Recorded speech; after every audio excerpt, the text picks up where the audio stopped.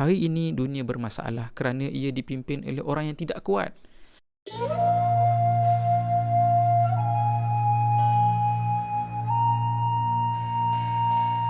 Bismillahirrahmanirrahim. Assalamualaikum warahmatullahi wabarakatuh. Saudara dan saudari yang dirahmati Allah, bulan Ramadan, bulan kekuatan. Dalam tempoh kebelakangan ini, kita melihat bagaimana sebuah pandemik, sebuah krisis telah menyerlahkan beberapa masalah yang fundamental dan sebenarnya kronik telah lama berlaku kepada negara kuasa-kuasa yang menjadi penentu kepada sistem dunia kita hari ini. Kita lihat bagaimana di US, masyarakatnya, rakyatnya, sebahagian rakyatnya melakukan protes tak setuju dengan polisi menjaga kesihatan melalui lockdown hanya kerana tak puas hati, tak boleh nak gunting rambut. Kita melihat juga bagaimana pemimpin-pemimpinnya meminta supaya memprioritikan, membawa semua peralatan-peralatan, face mask dan sebagainya, bawa ke US. Walaupun terpaksa membiarkan negara-negara yang lain, negara-negara miskin khususnya, tidak cukup peralatan untuk mendepani wabak. Mereka membolot semua demi kepentingan diri mereka. Negara itu jugalah yang sedang menerima kesan daripada kejatuhan harga minyak yang luar biasa.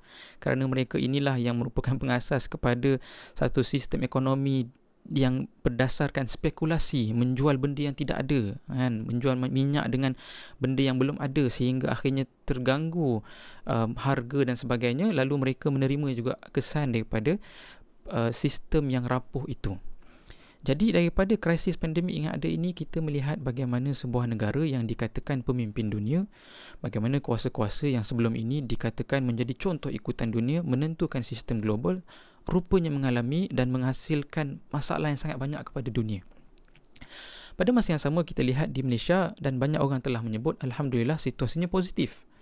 Polisi-polisi yang ada dipatuhi dengan baik oleh rakyat, kerjasama yang berlaku, sifat toleransi, sifat mengutamakan orang lain, sanggup korbankan kepentingan diri demi menjaga kemaslahatan dan kestabilan dan mengelakkan daripada merebaknya wabak. Ini dipuji oleh banyak orang dan dikatakan sangat positif di Malaysia. Kalau kita perhatikan dalam-dalam, memang banyak faktor mengapa Malaysia boleh jadi macam ni. Tetapi salah satu faktor yang paling utama ialah kerana budaya masyarakat yang ada di Malaysia ini banyak diacukan, dibentuk oleh ajaran Islam yang telah lama bertapak kukuh di dalam negara ini yang asalnya merupakan sebuah tamadun Melayu Islam.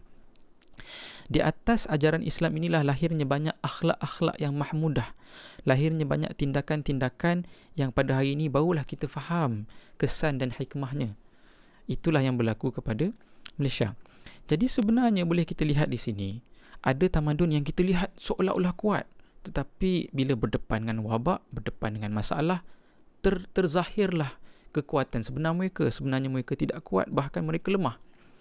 Tetapi pada masa yang sama ada juga masyarakat yang kelihatan seperti negara dunia ketiga, negara-negara Islam, khususnya seperti Malaysia, yang sebenarnya lebih mampu untuk mengawal masyarakat dalam keadaan berdepan dengan masalah kerana akhlak, nilai, prinsip budaya yang ada itu ialah budaya-budaya yang positif.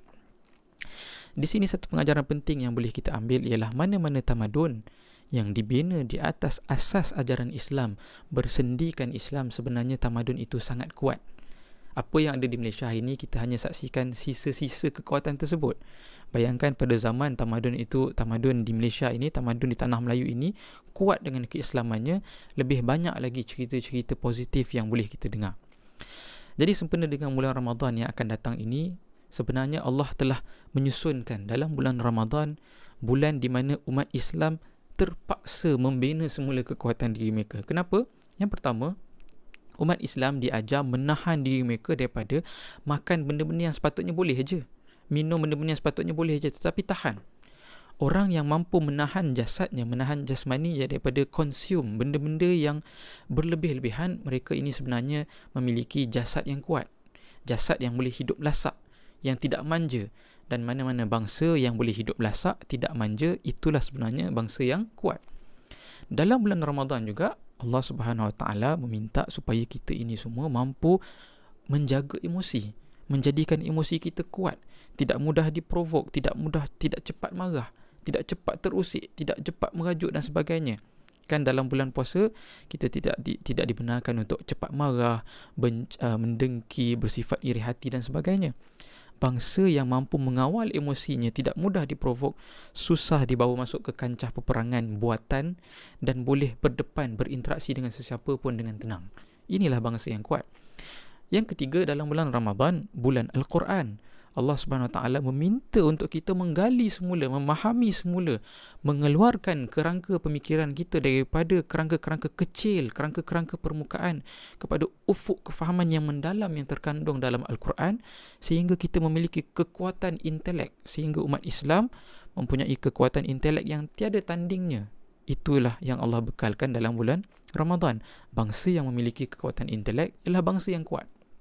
Dan yang terakhir, yang sebenarnya tidak dimiliki oleh mana-mana bangsa yang membina kekuatan tanpa Islam, ialah kekuatan rohani. Dalam bulan Ramadan, Allah SWT menyusunkan satu pakej penuh selama 30 hari untuk kita kembali mengangkat darjat kehambaan kita ini dan merasai kemanisan menyandarkan sepenuhnya urusan hidup kita kepada Allah SWT. Kita faham bahawa hidup kita tidak perlu bersandar dan bergantung kepada mana-mana kuasa lain, kepada sumber-sumber lain, kepada material itu dan sebagainya. Tetapi barang siapa yang menyandarkan dirinya sepenuhnya kepada Allah, maka dialah orang yang paling kuat. Dan inilah kekuatan rohani yang hanya dimiliki oleh umat Islam.